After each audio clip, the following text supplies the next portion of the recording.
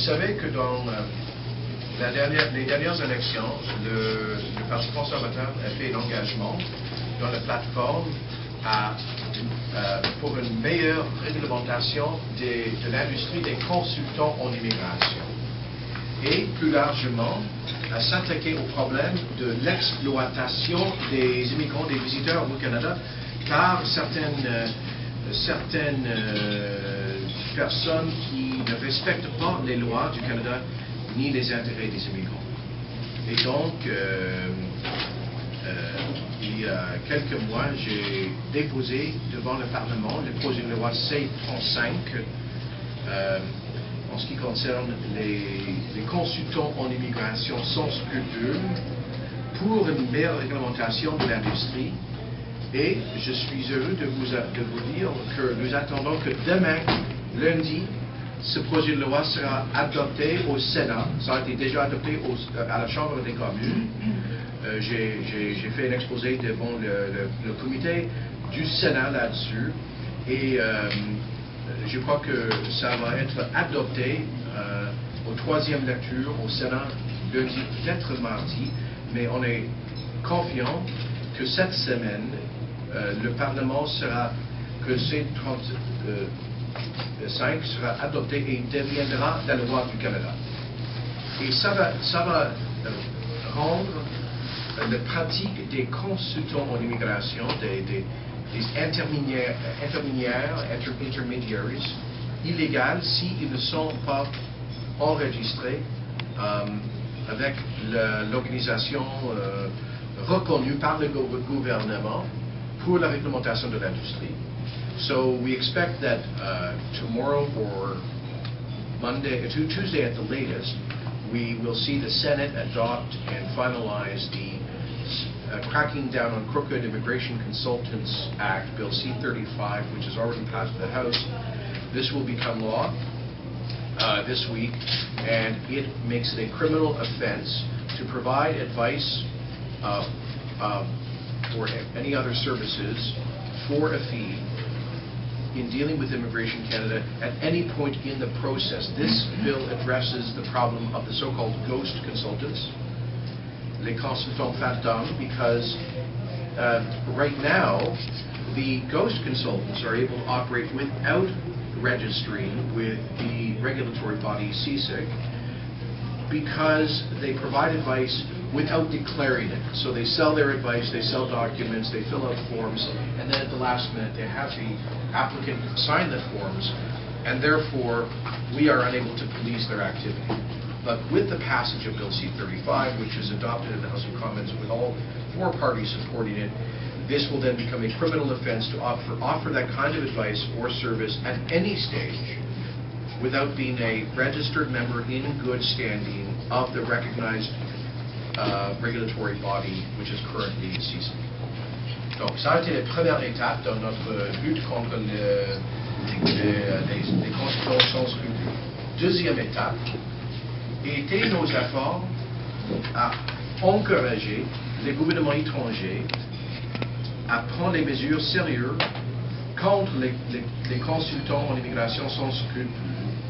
Et particulièrement, j'ai rencontré mes homologues européens en septembre dernier à Paris. Ensuite, j'ai visité les 4 pays les plus importants en tant que source des immigrants au Canada. L'Inde, la Chine, les Philippines et il y a 2 semaines le Pakistan, pour mettre la pression sur ces gouvernements d'adopter les lois et les réglementations et de les mettre en vigueur pour agir contre les consultants sans scrupules qui exploitent leurs citoyens. So the second step in our efforts to crack down on immigration fraud and the exploitation of visitors and immigrants facilitated by unscrupulous consultants was our overseas efforts, partly demonstrated by my meeting with European immigration ministers in Paris last September, as well as my visits in the last few months to India, Philippines, China, and Pakistan, our top 4 immigration source countries, where I strongly encourage those governments to bring in stronger laws and regulation and to enforce those laws against unscrupulous immigration agents. Because in all of those countries we see industries operating quite openly with billboards and advertisements promising people access to Canadian visas and immigration status, promises that they cannot keep. But these overseas agents will often take tens of thousands of dollars in cash from prospective immigrants or visitors to Canada and provide nothing valuable in return, sometimes just giving their so this is not, I'm not just addressing those 4 countries. I want you to know that our Department of Foreign Affairs is now prioritizing the issue of protecting visitors and immigrants to Canada in our relations with all countries that are important sources of immigration to Canada. But I focused on those 4 countries to begin with because they are our 4 largest source countries. Mais j'espère à l'avenir d'avoir l'occasion de visiter l'Amérique latine, les Caraïbes et l'Afrique et les autres régions pour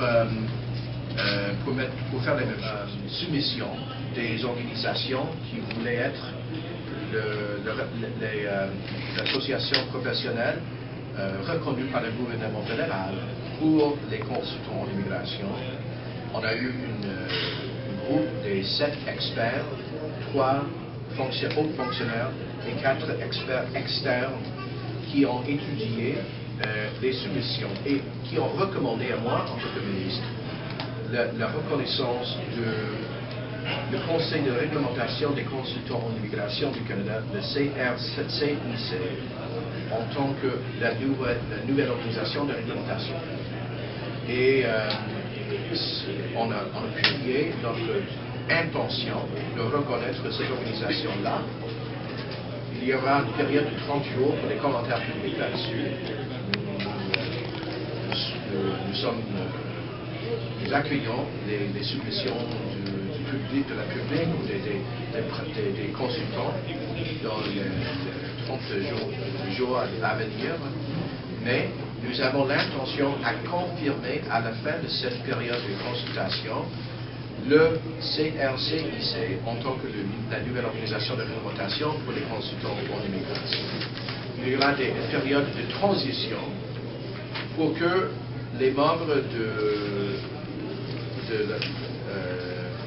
on dit en CIC en français, le Conseil des consultants d'immigration actuels, les consultants qui sont les membres actuels peuvent continuer à fonctionner de façon légitime et les consommateurs peuvent utiliser les consultants enregistrés avec CIC juste pour une période de plusieurs mois.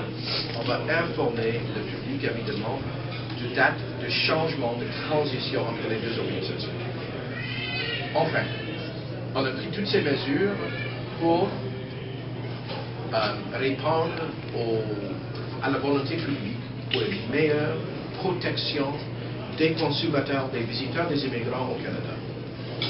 Moi, je suis réaliste. Je crois qu'on ne peut pas totalement éliminer l'exploitation des visiteurs, des immigrants par les agents sans scrupules, mais on peut au moins diminuer significativement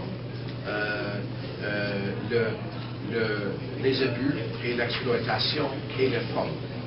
Je dois dire que si on peut diminuer le nombre des demandes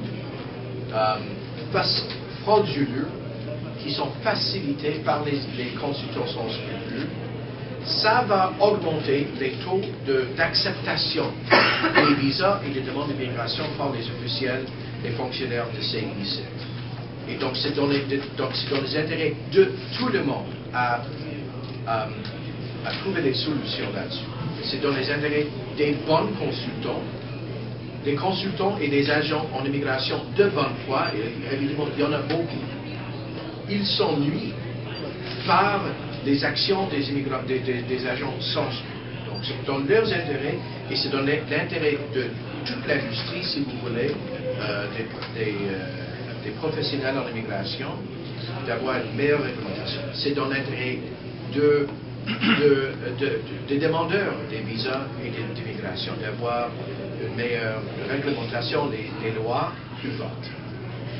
C'est dans les intérêts des Canadiens et des gens outre-mer qui sont souvent, trop souvent exploités. Et donc, c'est dans l'intérêt global de notre système d'immigration d'avoir moins de ces gens-là qui fournissent de mauvais renseignements, de mauvais conseils, de mauvais documents.